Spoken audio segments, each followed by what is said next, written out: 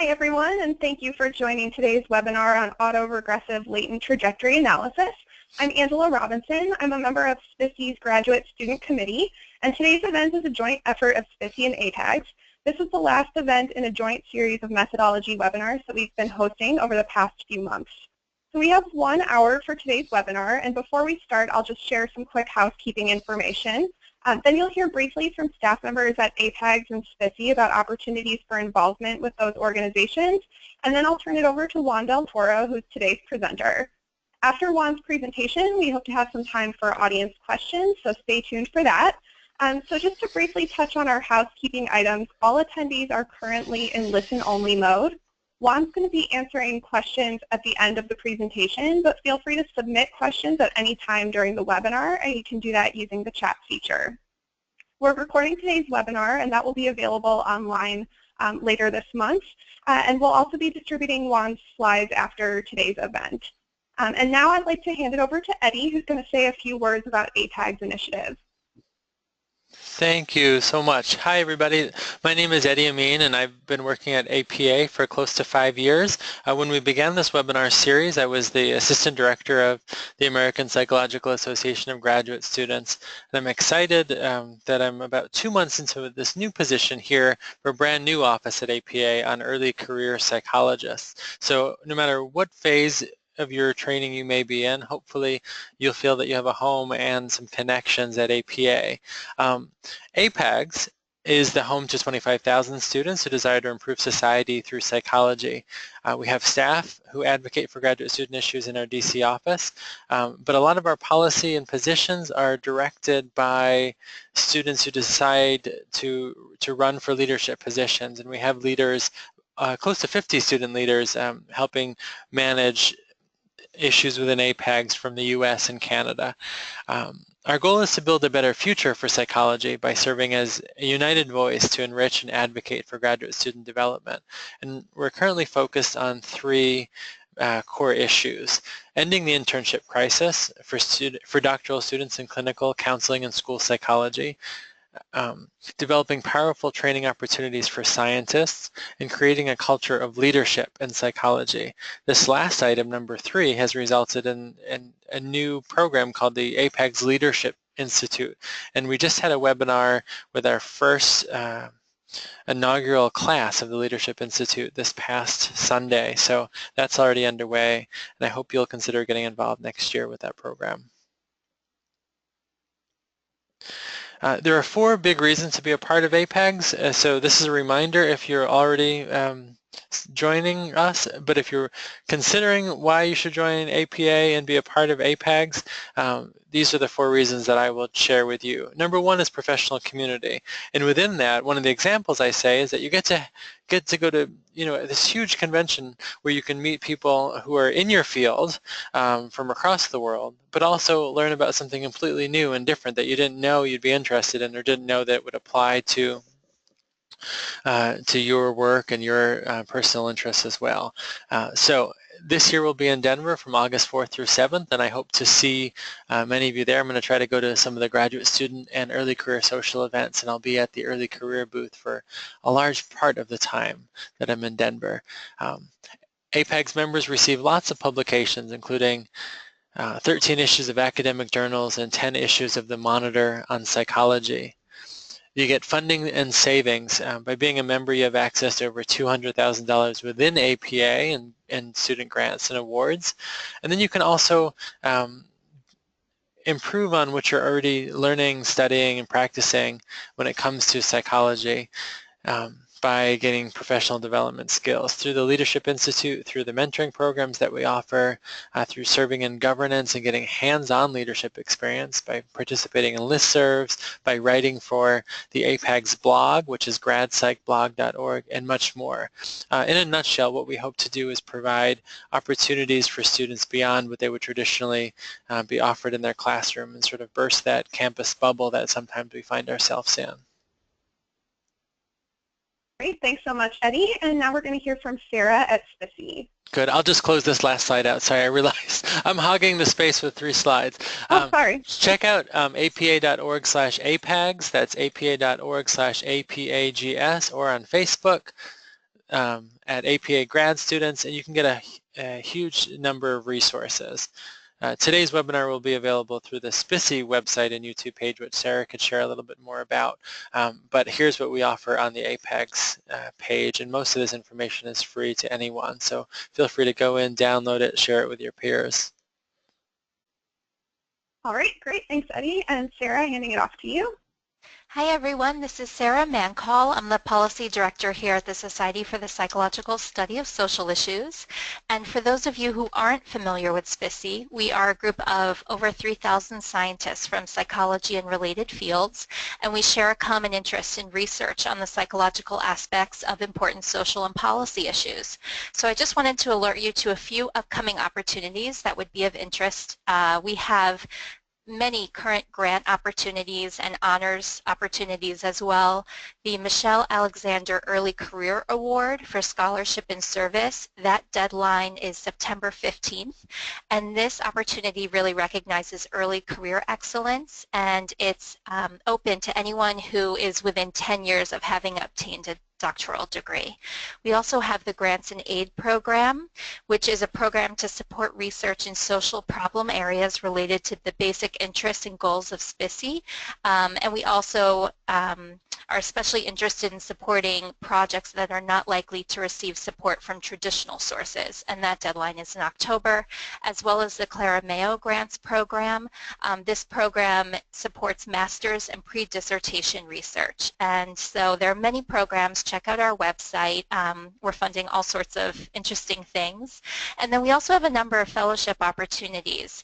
Two deadlines to keep in mind. Our James Marshall Public Policy Fellowship deadline is February 1st, and that is a one-year congressional policy fellowship program. We actually place a recent doctoral grad into Congress for a one-year immersion experience. And then we have the Dalmas A. Taylor Memorial Summer Minority Policy Fellowship, which is a summer policy fellowship program here in Washington that SPISY shares with APA.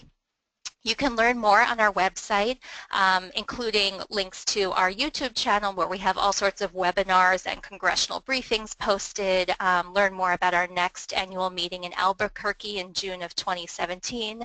And if you flip to the next slide, I'll just give you a quick shout out to our Research Methods in Social Relations handbook that might be right up your alley if you're learning more about methodologies, especially pertinent to the study of social issues in psychology. Thank you. Great, thank you. And I just wanted to say a very big thank you to both Eddie and Sarah. Possible without their support, and they do a lot behind the scenes to make events like this possible, so thank you very much, both of you, for your leadership and help with these events. And with that, I'll introduce today's presenter. So our presenter today is Juan Del Toro, a Ph.D. student in the Department of Applied Psychology at New York University. Juan's research interests include examining ethnic racial dynamics across ethnically diverse adolescents, as well as the role of peers, parents, and school adults in these dynamics. Juan is also interested in how gender is associated with these ethnic racial dynamics. Some of Juan's current research is examining trajectories of racial discrimination, ethnic racial identity, and racial socialization among ethnically diverse samples at different stages of development.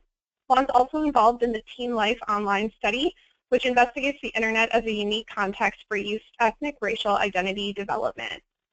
So with that, I'd like to thank Juan for presenting today, and I'm going to hand over the presentation to him for his talk on autoregressive latent trajectory analysis. Awesome, great. Thank you so much, everyone. I'm really thrilled to present what I've been working on with my advisor here at NYU. So again, my name is Juan, and just curious, can anybody see this screen go to webinar control panel? Does anybody see that? Yes. Okay, let me take that out. Or how do you move it? Oh, actually, no, we can't see it. Okay, great. Just checking. Sorry about that, everyone.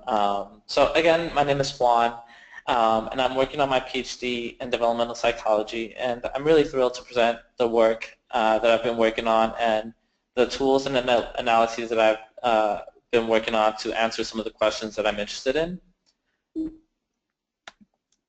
So to provide you all with an outline of what I'll be presenting on. I'm going to start off with my research interests and the questions that I've been tackling, just to provide you all with sort of an example of how I've been using analyses and the different analytic approaches to studying change, including their assumptions, their questions, either both at the univariate level and also at the bivariate level. And when I say univariate level, I mean looking at a phenomenon change over time, and then bivariate, looking at the relations between two phenomena over time. And these analyses will include an autoregressive path model, a lane intercept model, and a lane curve model. And finally, these are going to be stepping stones to me discussing about what an autoregressive lane trajectory analysis can provide.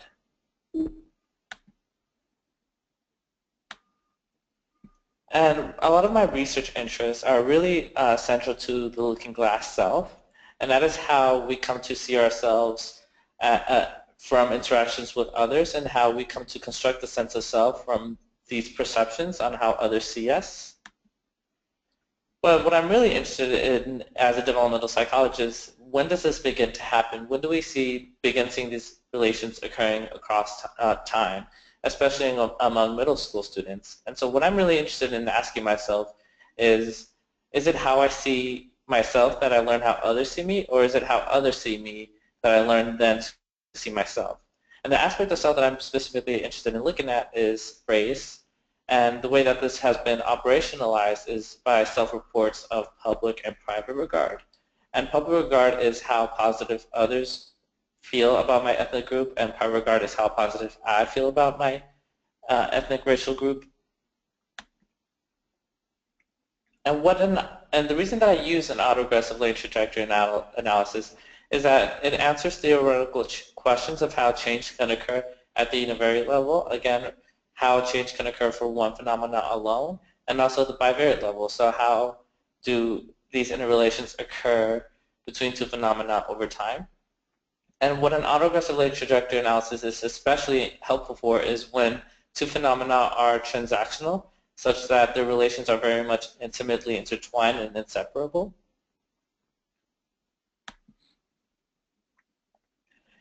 And there are steps to building an autoregressive lane trajectory analysis. For one, a scholar could consider comparing models at the univariate level, and that includes an autoregressive path model, a lane intercept model, and a lane curve model, to understand conceptually what is the best way to represent change for one phenomenon. But also one should compare what is the best way to represent the interrelations between two phenomena over time. And what these models tend to include are a cross-lagged autoregressive path model, lane curve models with cross-lagged paths fixed to zero, and an autoregressive lane trajectory model. And so one must also ask themselves, how do they compare the models? One way is to consider fit indices. So comparing, and what fit indices do is they communicate to you how a hypothesized imposed covariance matrix, that is your structural equation model. That is your structural equation model. And comparing that covariance matrix to the raw covariance matrix provided by the raw data. And to statistically show that models differ, one also performs a chi-square difference test. And to perform a chi-square difference test, one compares the chi-square value and degrees of freedom of one model with those of another model. And one can really easily do these chi-square difference tests using Excel. Fit indices that we oftentimes rely on include the RMSEA, the CFI, TLI, and the SRMR. The RMSEA has a cutoff point of ideally a 0.06 or lower, though a 0.08 could also be adequate. CFI and TLI are preferably a 0.95 or greater, and the SRMR has a cutoff point of anything below a 0.08.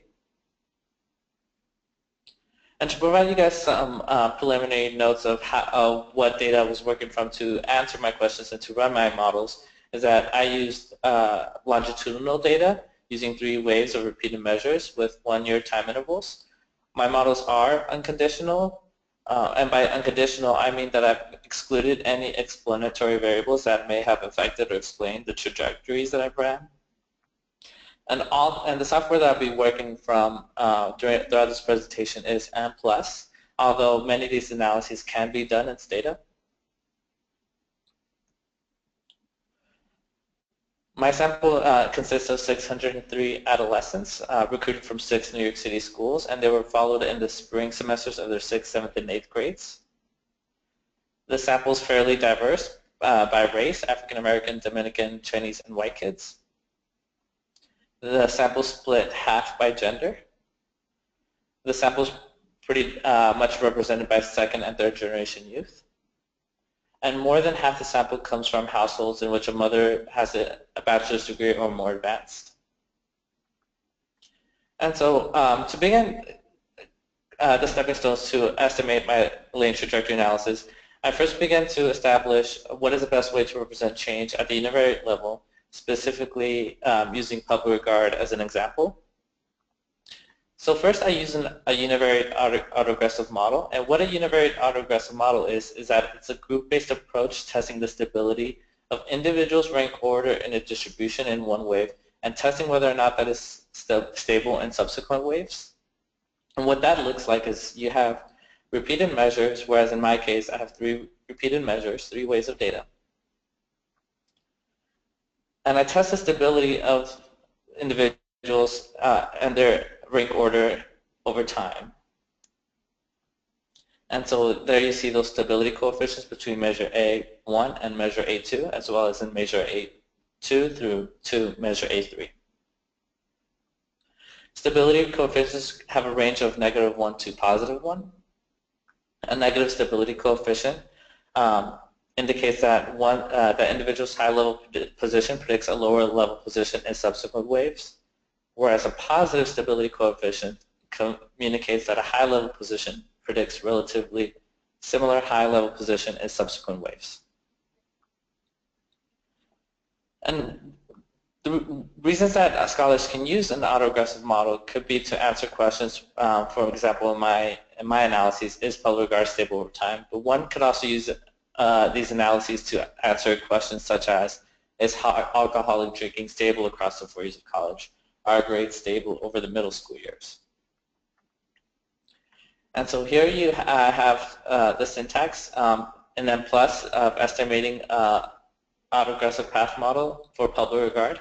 And what M+ does, it basically breaks down its syntax by headings. So you have a title of your syntax, you have data in which you tell M+ where to find your file and whether or not you want to perform list-wise deletion. Then you have a variable heading in which you tell M+ what variables you have in your data set and also which variables you want to use. And so in this example, PUREG means public regard and PREG means private regard, and 1, 2, 3 refers to the waves of data that I have for those constructs. And so here I only tell M+ to use public regard waves 1, 2, and 3. And of course I have missing values in which I indicate as 999. And under the model command is where I tell M+ where how I want to run that, which model I want to run. And so what I do is I test autoregressive path model in which I regress wave 3 public regard onto wave 2 public regard, as well as public regard wave 2 onto public regard wave 1. And using those numbers 0, 0, 1, I could put anything in those parentheses, and what that does is it constrains those parameters to be similar across from wave 1 to wave 2 to wave 2 to wave 3, because I want to, and so what I did separately outside of this PowerPoint slide is I tested whether or not these values could be constrained across time, and if they can, that means that public regard is stable over time. And so after running my model, I get fit indices, and which M+ tells me whether or not this model fits the data well. And so what I see is that my RMSEA is a 0.131, my CFI and TLI is around above 0.90 but below 0.95, and my SRMR is a 0.093. So my fit indices are not good. But to compare this model with other models, I take note of the chi-square value and the degrees of freedom. And just for curious purpose, I look at my model results, in which what's mostly important here is I look at the estimates, just to see whether or not what the stability coefficients look like for polar guard, and it's positive. And those are just mental notes for myself.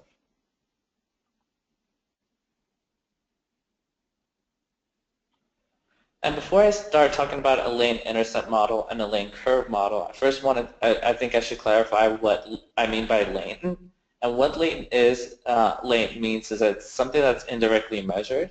Latent is calculated using a matrix of correlations using observed measures. But in the case of longitudinal data for a lane intercept model and a lane curve model, the lane score is calculated using repeated measures of that construct. And so using these matrices, you estimate a mean or a fixed effect for an intercept and for a rate of change. And you also estimate a variance, which is a random effect. And what the variance means is to what degree the intercept and the slope is meaningful, and to what degree the fact that it's meaningful does it best represent the data.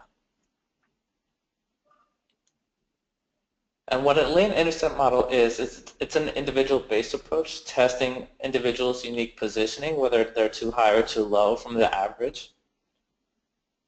And what that looks like is then, again, you have repeated measures, and you estimate a lane intercept in which you constrain the factor loadings all to be 1.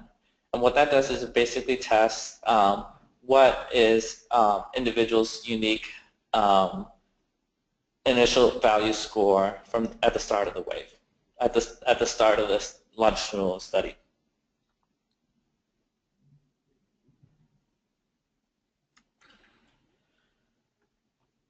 Lane intercept model can be especially helpful for health research. Many phenomena are not expected to change over time, and for example, blood pressure and people's perceptions of quality of life are not expected to change heavily over time. But what scholars could be really interested, especially in health research, is to what extent do people fluctuate from their mean, and to what extent this fluctuation is significantly different, so you can predict this fluctuation from their average score. And again, you have the same syntax to estimate the lane intercept model. The only difference here is that the model section, the model is completely different, in which on the left side I have IPU, and what that means is I am estimating an intercept for polar regard. And then it's basically a shorthand written syntax telling M+ to constrain their factor loadings onto this intercept to all be 1.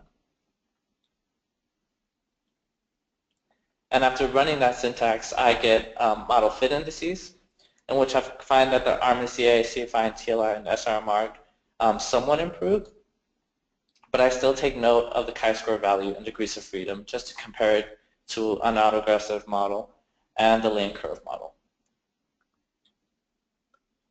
And the syntax gives me, communicates to me the factor loadings, as you can see from the top, that they're all 1. And it also tells me the mean average of the intercept, which is a 3.979. It tells me the standard error, and it tells me the p-value. And here we find that the p-value is 0.000, which is significant below 0.05, the p-value of 0.05. And that just tells me that the intercept is significantly different from 0. And the variance is right below it. And what that tells me is that this intercept does best represent the intercept of the data, what's provided in the data.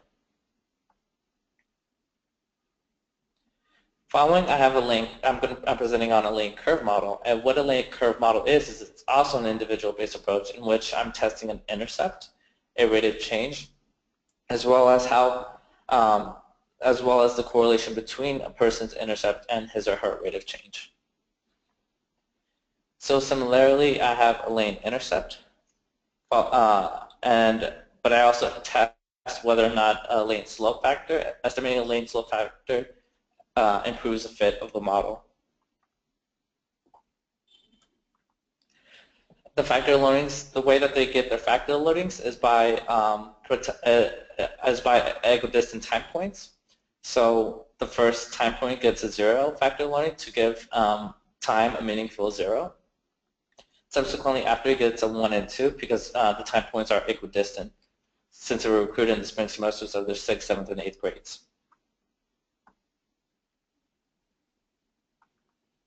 Following, I have a syntax file, which is the same thing, but the model command looks different. And what I basically just did is I only added this SPU for slope of public regard, and I tell it to estimate this lane curve by constraining the factor loadings to be 0, 1, and 2.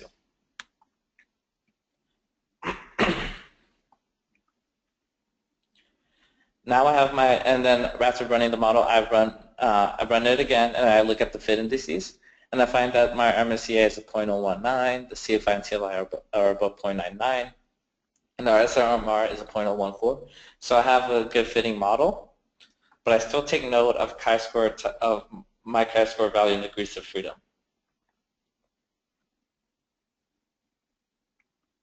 And lastly, I get the mean scores for the intercept and the slope. The mean of intercept is close to what I found from the lane intercept model, but I also find a slope for public regard. The value is a negative 0.04, but when I look at that p-value, it's actually not significant, and what that just tells me is that they're stable, that the rate of change is stable over time. The variance of the intercept is still similar, but I also get a variance for the slope, which is 0.13, and that tells me that the stability is meaningful to the data, and it represents the data pretty well.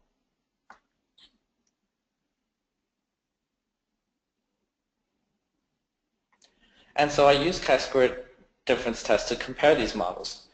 So again, I have all the chi-square values and the degrees of freedom, and using Excel, I perform chi-square difference tests. I find that a lane intercept model does not differ from an autoregressive path model, given the p-value is not significant, so they're no differ from one another. But when a lane curve model, when I compare a lane intercept model with a lane curve model, I actually find that there is a significant difference given the p-value is below 0.05. And what this tells me is that there's a significant difference, and by just looking at the fit indices, I'm able to look at who actually has a better fit than the other. And so therefore, drawing from these univariate comparisons, I find that public regard is best represented by a lane curve model. And outside of this PowerPoint, I did a similar approach with private regard, in which I also found that a lane curve model best represents change over time for private regard. And public regard, again, is how kids perceive others feeling about their ethnic racial group, and private regard is how positive they themselves feel about their ethnic racial group. So now I'm going into talking about different models looking at bivariate relations. Now that I have the univariate models done. So the first bivariate model that I run is a cross-lagged autoregressive path model, and what this provides is an understanding of time-specific and within-person effects. And so I'm able to look at how person-specific levels at one wave may be meaningfully related to time-anchored elevations at a later wave. And what this looks like is I basically have two different constructs, two repeated measures for two different constructs. And I regress each one to each other on prior waves. And I also correlate synchronous relations within each time wave. So private regard wave 1, I correlate that with public regard wave 1. I correlate public regard wave 1 with public regard wave 2 with private regard wave 2, and so forth. And what this looks like is I basically have at the top of my model the syntax for N+. I basically took everything else out and just showing you guys this model command. At the top of it, I have the autoregressive paths for both public and private regard. Follow the correlations within each waves of public regard wave 1 with private regard wave 1. And I also regress private regard wave 3 onto public regard wave 2, private regard wave 2 onto public regard wave 1 to test those cross-liked paths and to what degree they're constrained across time. And by running that model, I get model fit again, but I find that the model does not fit the data well, given the RMSE is a 0.11 and the CFI is 0.879. But I still take note of the chi-square value and the degrees of freedom. Following, I also estimate bivariate lane curve models. And what these allow me to do is I'm able to examine between person effects. For such a model, I'm only looking at the relations between the lane intercepts and the lane slopes, while fixing to zero the cross-lagged and autoregressive paths that I had in prior models. And the reason that this model only looks at between-person effects is because individuals in these models are characterized by their ethnicity, race, their gender, their age, even their lane intercept, and their rate of change. So they're pretty much grouped. And what these look like is I basically have my lane curve models for different constructs. And I'm looking at the relations between these lane constructs, but not really looking at the time-specific within-person effects. And here is a syntax for bivariate lane curve model, in which, again, I estimate lane curve models for both public and private regard, but I'm only looking at the correlations between their intercepts and the slopes.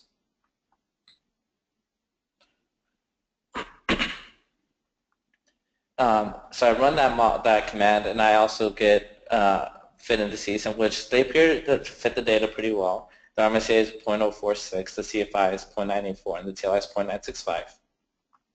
But I still take note of the chi-square value and degrees of freedom, just to compare either to an autoregressive path model and also to an autoregressive lane trajectory model.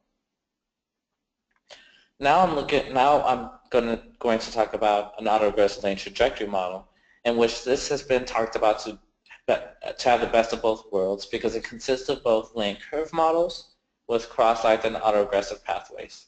And what this model allows one to do is to examine both individual and group level effects, allows one to have much more precise cross-lagged estimates or individual level effects as they account already for the rate of change or group level effects, and vice versa.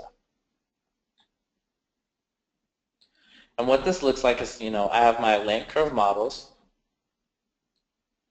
and I'm looking at the relations between these lane constructs, the lane intercepts and lane slopes. But I also add onto it the cross-lagged paths and autoregressive paths to look at within-person effects after adjusting for these between-person effects.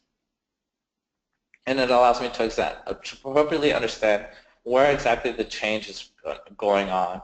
Is it between time-specific time points, or is it at these lane constructs? So here's the long syntax for an autoregressive lane trajectory model. And what one should take note is that to estimate such a model, given there's so many parameters here, is that one needs to consider the sample size. So when running these models, a big sample size should be taken account for. And so at the top of the model command, I have my lane curve models, followed by the relations between the lane factor scores, followed by the stability coefficients, the autoregressive paths, and followed by the cross-like paths, and that are tested to be constrained separately, whether or not they can be constrained across time if there's a unique wave that has a potential relation between each other and another wave doesn't. And of course I have my synchronous relations as well.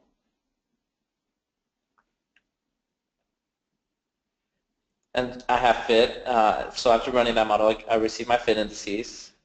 I find that the RMCA, CFI, and CLI, and SMR do improve, but to test that, I still have to take note of the chi-square value and the degrees of freedom.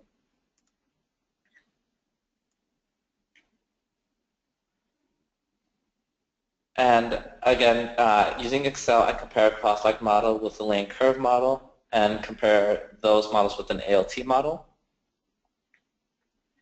And so, again, getting the chi-square value and degrees of freedom between each model, I compare them, and I find that lane curve models, bivariate lane curve models, do fit the data a lot better than a cross-like autoregressive path model.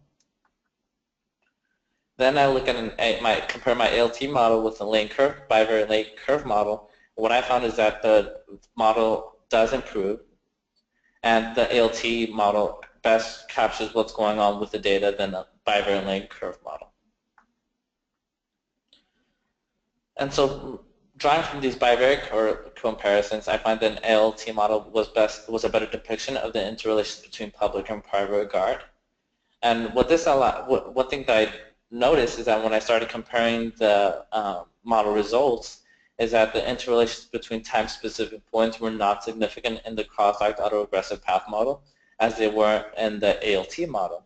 And what these significant findings showed me is that positive public regard, so how positive you feel others view your ethnic racial group, predicted subsequent increases in positive private regard a year later. And so the more positive you felt others view you, and in later ways you started feeling more positive about your ethnic racial group was the finding. And a lot of that had to do with what the ALT model was accounting for and the precise estimates it was allowing me to estimate.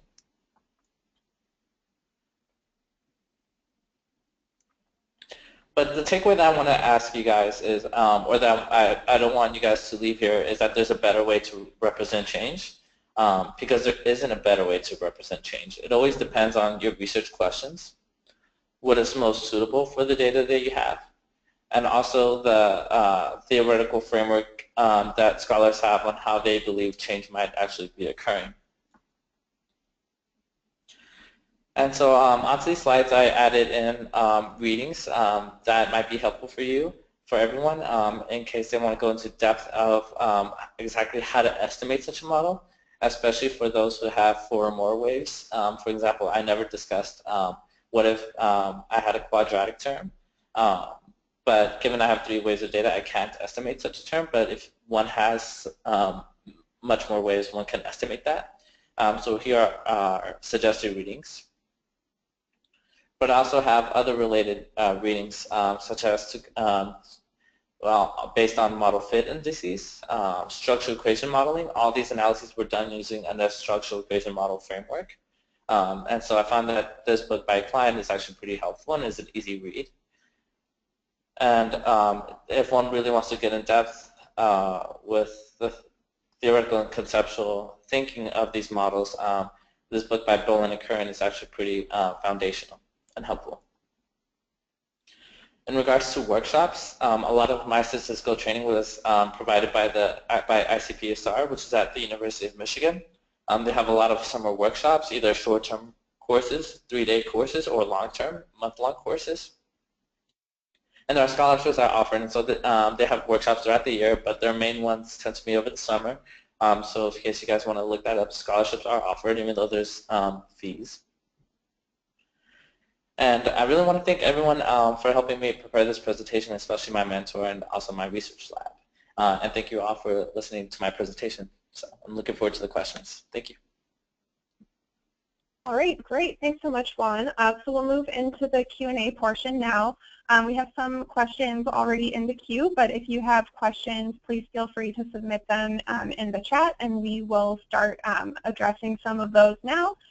So Juan, the first question that I wanted to give to you is if you could talk a little bit about the difference between the model that you're using and regression models, and how autoregressive models kind of improve upon regression analysis for what you're doing. Yeah, so regression models are, in order to, one can't really estimate path analysis using regression models like multiple regression. It would be hard to do so. especially, regression models are a foundation to estimate such models. So in order to run these models, one does have to have understanding of regression and multiple regression. I want to say there's a huge difference besides that the ability that using M+, you get to do path models, so you get to have wave 1, predict wave 2, predict wave 3, whereas in simple regression models, you can only do 2 time-specific points. And with that, you can't really do look at a lane score, a lane factor score. So that's a good question. Great, thank you. And the next question, kind of along related lines in terms of thinking about your model as an example. So you gave an example of a model where you had students clustered within 6 different schools. And the question was whether your model accounts for the clustering of those students within the different schools. Yeah, so by far these are not the final analyses. Basically these are basically, the point of the presentation was kind of more so to present how to estimate a model and why one could consider estimating a model, rather than kind of the main, rather than the presentation of what I'm finding. By no means is this final publicized findings. It's just much more of a tool or an example of working with such a model. But in my final models, they do. But for purposes of this presentation, it was much more simple, just to allow for much more understanding of the autoregressive latent trajectory analysis and the actual topic of study. Okay, great, thanks. So we have a bunch of questions coming in, and so the next kind of set of questions are sort of in terms of things that you maybe could or couldn't do with autoregressive models. So the first one is, can you use these models with 2 waves? No, you can. You would just have to constrain the variances to be 0. That's a really good question, but it would just depend. It would depend on how you best want to look at your analyses. But 2 ways will be difficult, given your model may not be identified. But testing whether or not you can constrain your variances to be 0. In that case, you'll just be looking at a fixed effects model, which isn't a bad thing. There's a ton of fixed effect models out there in psychology, but it wouldn't be you wouldn't be able to look at those random effects. Good question. Okay, great, thank you. And the next one is, can you use other estimators apart from maximum likelihood? Yes.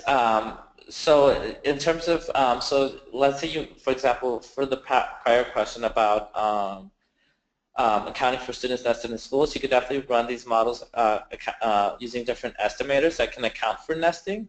So that can include maximum likelihood with robust standard errors. That can include full information with maximum likelihood. I haven't seen what if a case you look at one of your constructs or one of your phenomena is a categorical variable, but it definitely is possible. You just have to change your estimator to be different, but it's still a doable thing. Okay, great, thanks.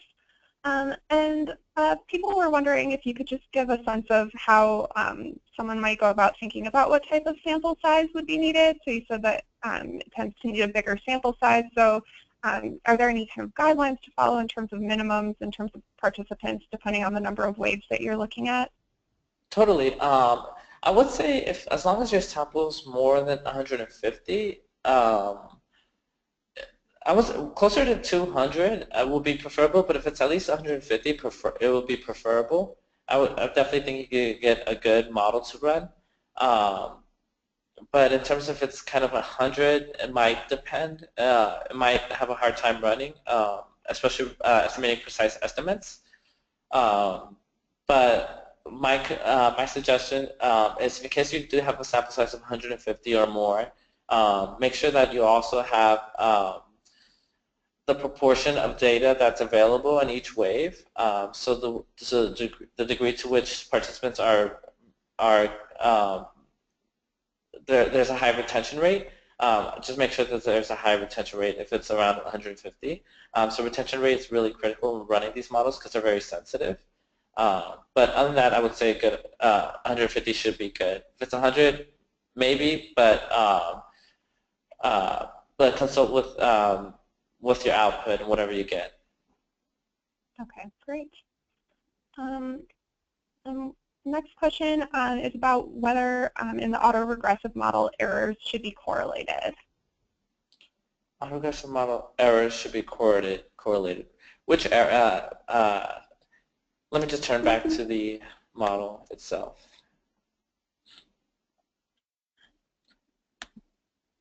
Here we go. So these error terms would be correlated. These would be correlated, and these would be correlated. You won't have to correlate within, like this measure. You won't. Let me grab the pen just to make sure it shows. You won't be able to correlate these because the point of running a lane curve model is that you're already accounting for these within errors using these the lane intercept and the lane slope. So you definitely correlate these errors, and these errors, as well as from the slopes and the intercepts. But you definitely don't have to worry about within, because the point of the with lane curve model is that you're already accounting for those errors using these the intercept and the slope. Excellent, thank you. So there's also a question about software packages. So do you have a sense of when or why you would use M+ over AMOS? Comfort, I think you could definitely run this model in AMOS, but I only did it because I was trained in M+. One cool thing is that in the structural equation model class that I took at ICPSR, the instructor taught the course in both Stata and M+. But I only did M+ because that's where a lot of my training was in. Rather than kind of shifting between software, it would be hard to it's kind of like speaking two different languages. But I'm just much more comfortable with M+. I definitely think that you could definitely estimate such a model with AMOS. Good question. Great. Do you know, I'm not sure if you have used R at all, but do you know if this model is something that could be run on R as well? I did hear that R has a structural equation model package. Since this is all structural equation models, I definitely think it's possible. I definitely would consider looking into it since this is all using the structural equation model framework. Yeah. Great. And someone was wondering how long it took you to learn how to conduct autoregressive latent trajectory analysis. It took me a while, especially. I think the hardest part was considering how diverse my sample was. So I think the longest it took me, it took me about two to 3 months, probably around that range. But it was because I was learning how to do multi-group analyses to consider how these models may look different across groups, especially ethnic racial groups. But other than that, if you don't suspect that your model will differ across groups, like say you have much more of an interesting question of depression and self-esteem, because those two things come very much hand in hand with one another. But we don't really suspect that it will differ by gender or race because depression and self-esteem is a universal thing. So it really depends on the kind of model you run and the kind of questions you have. Otherwise, if you're just running one model without any moderations, I think it should take you no more than a month. I think what took a lot of the training was trying to understand the fundamentals of the ALT model, asking yourself why you would run it in the first place. I think that question took a little bit long, just added to the time as well, but I don't think it should take you long, especially if you do the careful readings carefully. I think you'll be fine with these models. I would give it like a month or two. Great, thank you. And I'll just transition into a last couple of questions then, which are more specific to your research question and also to kind of looking at the output from your model. So would it be possible for you to flip to one of the slides where you have output from your model? People had questions about Specifically, did you find any significant differences in your model between racial and ethnic groups? And then more generally, if you could kind of point out on the output, like what people are looking for, just maybe give a little bit of an overview about how to read that output to give people a sense of what types of questions the model can answer. Totally.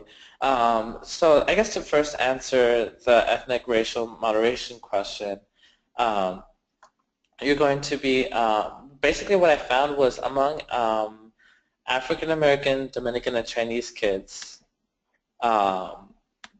this line, so let me write public. Should have done this, sorry guys. Public and private. Not the best way to write private. So what I found was that public regard was predicting public for the ethnic racial minority kids in a positive way. So the more positive they felt about themselves, the more positive they felt others viewed their ethnic racial group, the more positive they felt about their ethnic racial group. But among the white kids, let's give it blue, it was actually negative for the white kids, such that the more positive they felt others view their ethnic racial group, the more negative, the more positive they felt others view their ethnic racial group, the more negative they felt about their ethnic racial group. And what that kind of suggests is sort of an indicator of sort of white guilt. So the more awareness that they have about their ethnicity race, the more guilt they have about sort of learning about the privileges that they have, especially since many of the items from public regard is how you feel others feel about your ethnic racial group. And for the other question about what to really look after with the, I'm just skimming to the autoregressive path model. I think I passed it already. I did.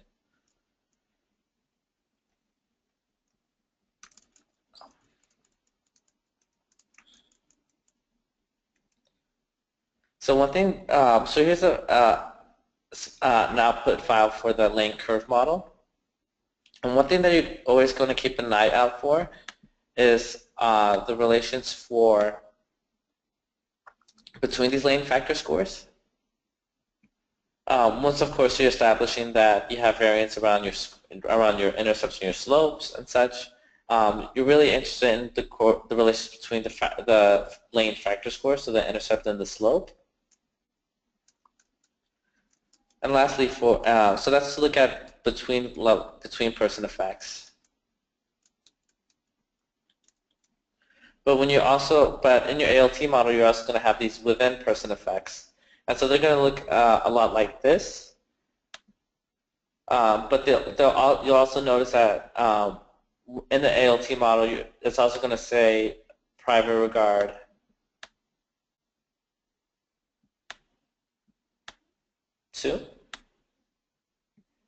And then you're going to get syntax. And so what that'll tell you is basically private regard wave 2 predicting public regard wave 3, the estimate, the standard error, and the p-value, and to what degree that predicts public regard wave 3. And it's going to keep on going to this as well, private regard at wave 1.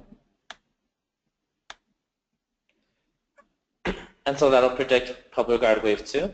And it's going to keep on going such that it's going to be vice versa, public regard predicting private regard, and you're also going to have the lane factor scores. And so once you have your ALT model constructed, that's pretty much your job thereafter is, make sure you're consulting with your fit indices and also with the estimates that you already have. Excellent. Okay, thank you so much. So that just about wraps up the time that we have today. So I want to say a big thank you to Juan for this great presentation, and especially for great answers to the Q&A. We had lots of questions come in, and thanks so much for answering those, Juan. I also want to give a major thank you to Eddie and Sarah at APAGS and SPISY for supporting the event and the entire webinar series. I hope that today's presentation was helpful for people who were in attendance. The presentation was recorded, and the recording will be posted online so that you can reference it in the future. We'll also be distributing a PDF version of the slides from today's event and you'll get a follow-up email with information about how to access that stuff. So thanks so much for joining us today. Hope everybody has a great afternoon. Thank you, Juan. Great job. Thank you, Angela and Sarah. Yeah, everybody look for an email by tomorrow that should have some more details. Thank you so much, everyone. Thank you.